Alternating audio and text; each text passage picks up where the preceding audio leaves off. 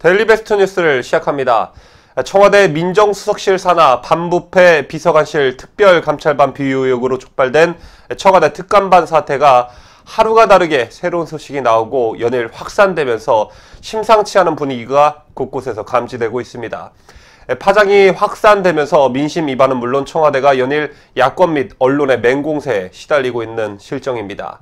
이 같은 영향은 즉각 문재인에 대한 지지율로 나타났는데 데일리안이 여론조사 전문기관 RN서치에 의뢰 실시한 12월 셋째 주 정례조사에 따르면 문재인의 국정 지지율은 지난주보다 1.7%포인트 하락한 46.2%로 나타났습니다. 지난주 기록한 역대 최저치를 한 주 만에 갈아치웠음은 물론이거니와 부정평가가 49.8%로 긍정평가를 3.6%포인트 차이로 넘어섰습니다. 참고로 부정평가는 12월 들어서 6.6%포인트 상승한 것입니다. 다시 본론으로 들어가서 이 사건으로 검찰의 감찰을 받고 있는 김태우 수사관이 청와대를 향해 정면으로 반기를 든 데 이어 야권도 진상규명에 두 팔을 걷어붙이고 나서고 있고 주요 언론들도 이와 관련한 기사들을 연일 톱기사로 보도하고 있습니다.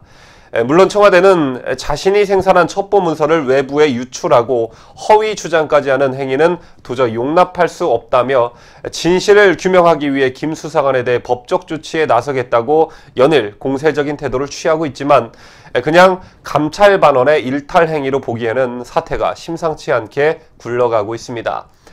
어제는 급기야 청와대 민정수석실 산하 특별감찰반의 감찰 내역이 담긴 목록이 자유한국당을 통해 공개됐습니다.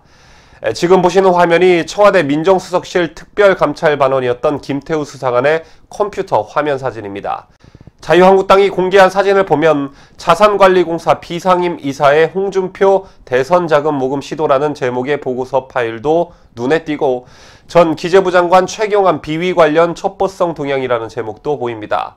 또한 박근혜 친분사업자 부정청탁으로 공공기관 예산 수령, MB정부 방통위 황금 주파수 경매 관련 기업에 8천억 특혜 제공 등의 문건 제목들이 있었습니다. 홍준표, 최경환, 박근혜, MB 이 제목들의 공통점을 굳이 제가 말씀 안 드려도 아시리라 믿습니다. 모두 민간인으로 특감반의 감찰 대상이 아닌 사람들입니다. 청와대는 이와 관련해 확인 가능한 10건만 분석한 결과 박근혜의 친분 사업가 등 3건은 조국 민정수석에게도 보고가 됐고 홍준표 대선자금 등 4건은 특검 반장에게만 보고됐다고 해명했습니다. 2명의 대통령을 감옥에 가두고 있으면서도 뭘 더 털 게 있었는지 정말 치가 떨리지 않을 수 없습니다. 또한 눈여겨볼 것이 하나가 더 있습니다. 문재인 정부가 들면서 청와대와 조선일보, 청와대와 TV조선의 갈등이 여러 차례 표출된 바 있었습니다. 그런데 김태우 수사관의 목록에는 언론계 사찰 동향도 담겨 있었습니다.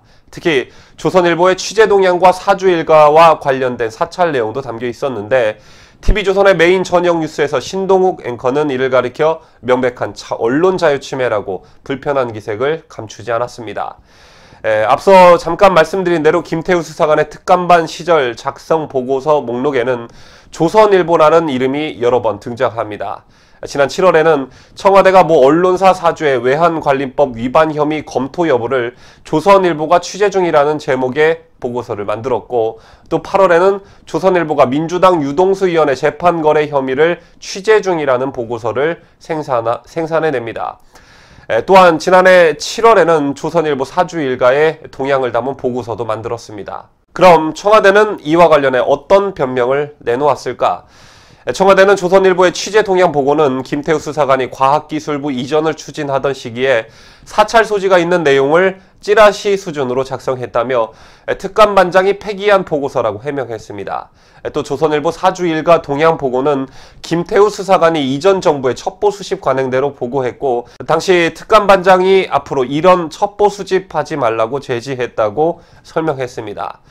이번 사건을 지켜보는 포인트가 여러 개가 있지만 청와대와 조선일보와 청와대의 기싸움도 관전 포인트가 될 것 같습니다. 언론이 권력에게 쉽게 무릎 꿇는 듯 보이지만 정권의 힘이 빠지면 뒤질 때까지 물고 놓지 않는 게 언론이기 때문에 이번 조선일보와 청와대의 싸움이 그런 전초전의 양상을 띠게 될지 관심이 가는 부분이 아닐 수 없습니다. 한편 청와대가 특감반원 활동 기간 감찰한 내용을 언론에 제보한 김태우 수사관을 임종석 비서실장 명의로 검찰에 고발했습니다. 피의자 신분으로 수사 중인 상황에서 허위 사실을 언론에 유포하고 공무상 취득한 자료를 배포하는 등 위법한 행위를 지속하고 있다며 공무상 비밀누설 혐의를 적용했습니다. 청와대는 관련 브리핑도 김 수사관을 지휘했던 박형철 반부패 비서관이 전담하기로 했습니다. 윤영찬 국민소통수석과 김의겸 대변인은 더 이상 이 현안에 대해 언급하지 않을 것이라며 언론도 더 이상 급에 맞지 않는 일을 하지 말라고 했지만 김의겸 대변인의 대응이 또 다른 논란을 키워왔다는 점에 비춰볼 때 김의겸 가지고 수비가 안 된다는 판단을 청와대가 내린 것으로 보여집니다. 뉴스를 마치면서 아까 특별감찰반의 감찰 내역이 담긴 목록 중에 박근혜 대통령 관련 문건이 있었다고 말씀을 드렸는데 이 문건에 대한 내용을 조국 수석이 보고받은 것으로 확인됐다고 말씀드렸습니다. 바로 이 점에 우리가 주목할 필요가 있는 게 여러분께서도 아시다시피 박근혜 대통령은 이른바 국정농단 건으로 수감되었었지만 청와대와 검찰은 꾸준히 별건 수사로 언론 플레이를 해왔었습니다. 심지어는 어느 날 갑자기 캐비넷에서 뭐가 나왔다며 언론사를 대동해놓고 비서실장이 직접 브리핑하는 상황까지 연출되었습니다. 그런데 어제 밝혀진 박 대통령과 관련한 파일과 관련해 박형철 청와대 반부패 비서관은 전 정부에서 박근혜 전 대통령과 친분이 있는 사업가가 현 정부에서도 공무원에게 로비를 해 부정하게 공공기관의 예산을 수령한다는 내용이라면서 공공기관에 부정하게 예산을 수령하는지 확인하기 위해 과학기술정보통신부 감사관실에 이첩했다고 했습니다. 아직 사실이 정확하게 확인되지 않아 개인적 추측일 뿐이지만 어떤 미친 새끼가 이미 죽은 권력인 박 대통령과 친분이 있다는 걸 내세워 문재인 정권 하에 공무원에게 로비를 해서 공공기관의 예산을 수령할 수 있었겠는가라는 합리적 의심이 들었습니다. 또한 아직 이 문건이 생성 보고된 시점이 정확히 알려지지는 않았지만 조국 민정수석에게 보고되었다는 것으로 미루어 보아 언젠가 적절한 시점에 박 대통령과 친분 있는 모 사업가 비리 어쩌고 저쩌고 하면서 언론에 대서특필하면서 활용하려고 하지 않았나라는 생각도 들었습니다.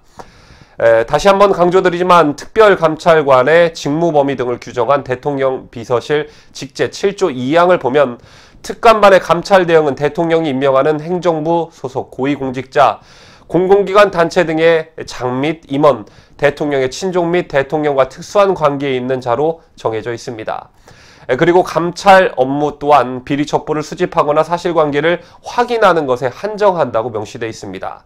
그러나 한국당 측이 공개한 첩보 보고서 목록에 따르면 이는 민간인 불법 사찰 소지와 함께 문재인 정부 특감반이 직무 범위를 넘어섰다는 이른바 직권남용의 소지가 있다는 지적에서 자유롭지 못할 듯합니다. 별수 있겠습니까? 국정감사 또는 특검 가서 연말연시부터 피 터지게 한판 붙는 수밖에 방법이 없어 보입니다. 한국당 의원 나리님들, 지금 이거 제대로 안 붙으면 문재인 임기 내내 청와대 어딘가엔 당신과 관련한 정보가 당신의 손목에 수갑을 채우려고 기다리고 있을지 모를 일입니다. 털어서 먼지 안 나올 만큼 깨끗한 의원들 중심으로 앞장서시길 바랍니다.